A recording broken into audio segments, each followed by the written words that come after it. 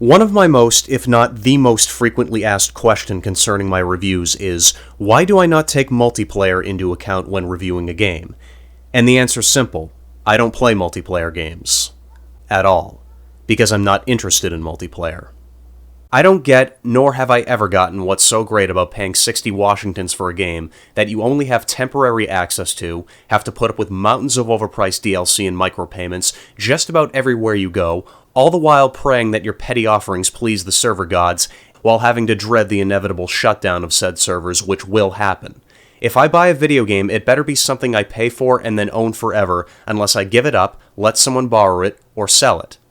Multiplayer gaming just isn't practical. You have to make sure the servers are still up and running, that there's people still playing, and that's just to get in. If you want a decent experience, you first need to make sure that you're at least somewhat properly leveled with the other players, because if you're like me, you like to wait until the price drops before you buy it, or you probably haven't played it in over a year, or something like that.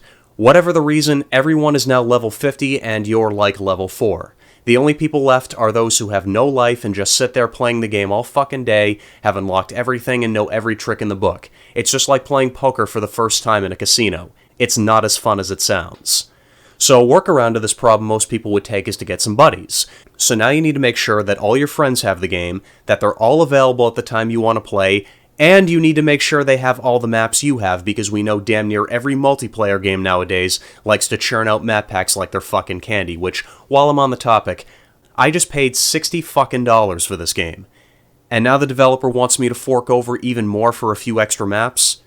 Yeah, no thanks.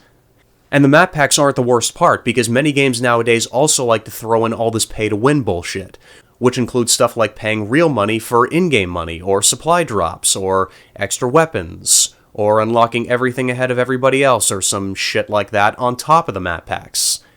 Just go look up any Call of Duty game in the last 3 years on Steam. See how much DLC they have. Even if these problems didn't exist, let's just say the servers will always be up, there'll always be people playing, and my buddies will always be available whenever I need them, doesn't matter what time. DLC and micropayments, extra map packs, or any of that pay-to-win bullshit didn't exist, I still wouldn't have any reason to play multiplayer. When I play a video game, I need something to work towards, and before the Gotcha Brigade comes stampeding along in full force, I need a story, a mission, an objective, something with a coherent narrative to work towards. Grinding to level up your character in multiplayer to unlock new weapon skins or whatever doesn't cut the mustard. All that does for me is translate into playing the same level over and over until I get so bored I'd rather be watching paint dry. And you can argue the technicalities about how playing the campaign over and over is the same thing I'm complaining about, and to some degree you'd have a point. I might even agree with you. Even some campaigns are guilty of what I've just described. But ultimately, if you don't get bored playing multiplayer, good for you, but I get bored. And when you factor in all of the other problems I talked about earlier, because we sadly don't live in a utopia where the servers are always going to be up and there'll always be people playing, etc., that doesn't help sway me any. And besides, I've always said that if a game can't stand on its own 2 feet with its campaign alone, it has no business being in anything else, because when the internet goes down, and it does happen, whether it's regular maintenance or the 2011 Sony hack, remember that one, kids, where the PSN was down for 6 weeks? All you have left is the campaign. And that's what's going to be around 30 years after the servers go down, not the multiplayer. The only pieces of the multiplayer that are going to be left once it gets shut down, especially if it's on a console, are your memories. So there you have it. I don't play multiplayer games because they're impractical and I'm not interested.